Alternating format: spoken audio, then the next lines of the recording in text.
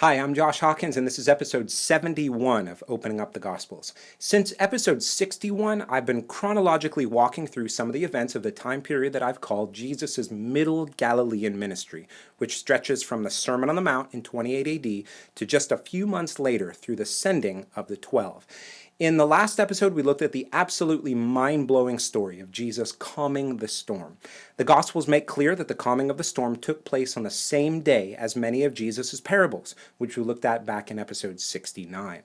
I hope that you've been able to follow the chronology that the Gospels develop for us. More than a random collection of teachings and miracles, the Gospels show us that Jesus is purposeful with his movements, he's willful in his words, and he's deliberate in all of his actions. Remember, he's seeking those in Israel who will bear the fruits of repentance. The very God of Israel has come to personally reckon with his people. In today's episode, I want to give a brief overview of the next several events of the Gospels that are part of this Middle Galilean period. Let's take a quick look at our timeline. We began in this period by looking at the Sermon on the Mount, which we looked at in episodes 63, 64, and 65. Then the healing of the centurion's servant in episode 66. Then the raising of the widow's son in Nain and the third circuit throughout Galilee, also in episode 66. Then Jesus' words about John the Baptist. Then the sinful woman at Jesus' feet in episode 67. Then the return to Capernaum and Jesus' encounter with his mother and his brothers in episode 68. Then Jesus teaching in parables in episode 69. And last time, episode 70, Jesus calming the storm. And now in this episode, we're going to look at three specific events. The deliverance of a demonized man in the region of the Gerasenes, and Jesus returning to Capernaum and healing Jairus' daughter, as well as the woman with the issue of blood who was healed. So let's read a little bit from Mark chapter 5. They came to the other side of the sea, to the country of the Gerasenes. And when Jesus had stepped out of the boat, immediately there met him out of the tombs a man with an unclean spirit. He lived among the tombs, and no one could bind him anymore, not even with a chain, for he had often been bound with shackles and chains. But he wrenched the chains apart, and he broke the shackles in pieces. No one had the strength to subdue him. Night and day among the tombs and on the mountains, he was always crying out and cutting himself with stones. And when he saw Jesus from afar, he ran and fell down before him. And crying out with a loud voice, he said, "What have you to do with me, Jesus, Son of the Most High God? I adjure you by God, do not torment me." For he was saying to him, "Come out of the man, you unclean spirit." We're picking up the story just a short while after Jesus had calmed the storm, so don't forget that the disciples are probably still in freak-out mode. They finally land on the other side, probably with their clothes and hair still wet from the wild wind and rain that they had been battered with. And as soon as Jesus steps out of the boat, Mark says that immediately a man with an unclean spirit approaches them. What must this guy have been like? Mark says that he lived among the tombs and was so strong that he couldn't be restrained by chains and shackles.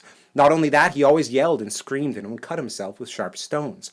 Now, if I were one of the disciples, I'm sure I would have to chalk up this day to be one of the craziest in my life.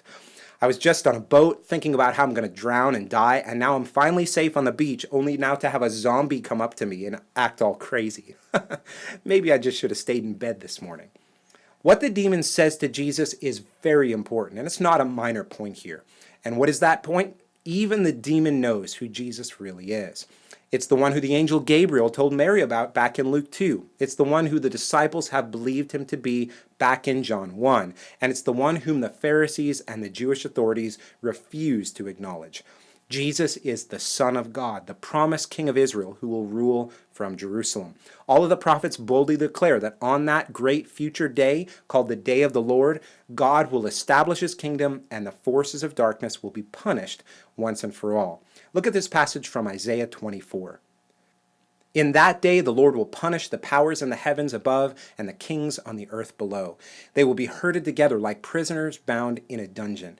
They will be shut up in prison and be punished after many days. The demon clearly knows Jesus' identity and what he's capable of and what he will do on the day of the Lord. James chapter 2 says that even the demons believe. How much more should we? Well, I'll let you read the rest of the details on your own from Mark or Luke's Gospel. The narrative ends with the demonized man completely healed and in his right mind, heading back to the village to tell everyone what Jesus had done for him. Let's continue with the story and look at Luke's account in Luke 8. Now, when Jesus returned, the crowd welcomed him, for they were all waiting for him. And there came a man named Jairus, who was a ruler of the synagogue. And falling at Jesus' feet, he implored him to come to his house, for he had an only daughter, about 12 years of age, and she was dying. As Jesus went, the people pressed about him. Here we are again on the boat, crossing the Sea of Galilee again and heading back home. Once again, as soon as Jesus arrives, a whole huge crowd is gathering about him. What else is new, right? This time we hear about a ruler of the synagogue in Capernaum whose name was Jairus, whose daughter was very sick and near death. Jairus clearly had heard of Jesus' miraculous power and is undoubtedly desperate for whatever he could get from him. Imagine how distressed this man must have been. For anyone to lose a child is absolutely devastating.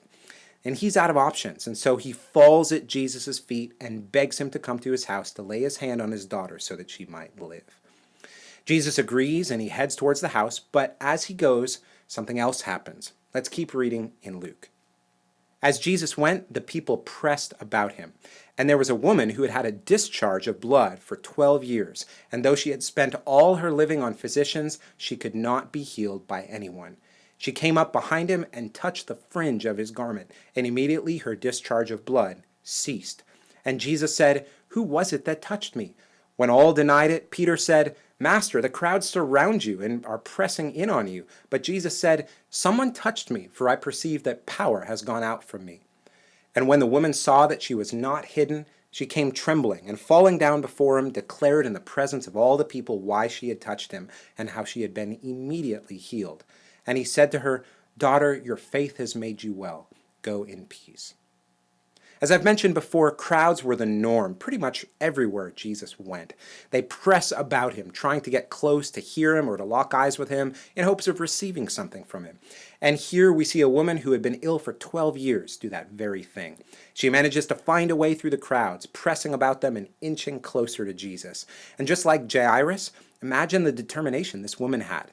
Though we don't know anything else about her except that she was ill, we have to wonder what was going on in her heart and mind in the days and the moments leading up to her meeting with Jesus. How did she feel after she had been miraculously healed? What was the expression on her face when she found out?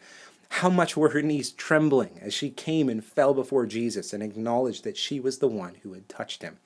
There's so much to ponder and meditate on here, so take some time to do just that. Well, let's finish up Luke chapter 8. While he was still speaking, someone from the ruler's house came and said, "Your daughter is dead. Do not trouble the teacher anymore." But Jesus, on hearing this, answered him, "Do not fear, only believe, and she will be well." And when he came to the house, he allowed no one to enter with him except Peter and John and James, and the father and mother of the child. And all were weeping and mourning for her. But he said, "Do not weep, for she is not dead, but sleeping." And they laughed at him, knowing that she was dead. But taking her by the hand, he called, saying, "Child, arise." And her spirit returned, and she got up at once. And he directed that something should be given her to eat. And her parents were amazed, but he charged them to tell no one what had happened. While Jesus is still speaking after the healing of the woman with the issue of blood, someone from Jairus' house comes and gives the bad news. Jairus' daughter is dead.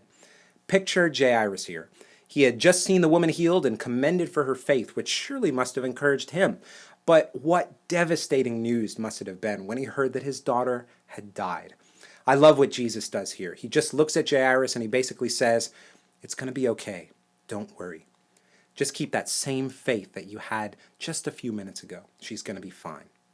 And what happens? Jesus is ridiculed and laughed at just because he said the girl was sleeping. He then raises her up and her parents are astounded.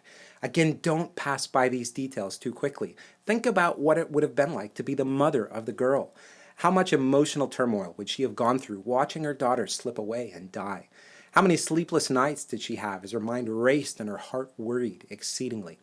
These were two real people in real history, and God in the flesh was in their house. My gosh, they've got the story of a lifetime to tell. God raised their daughter from the dead. Well, we are out of time for this episode, but I really want to encourage you. Plan out some time to meditate on these scenes. Whether you're in your car, you're just on a walk, or you're sitting around your home, Open up to Mark 5 or Luke 8 and take some time to talk to Jesus. Get caught up in the story and really what's going on here, and let your heart marvel more and more at who Jesus really is. In the next episode, we'll look at the final events of the Middle Galilean ministry. You can find all of the other episodes on my website, www.joshuahawkins.com/gospels. God bless, and I'll see you next time.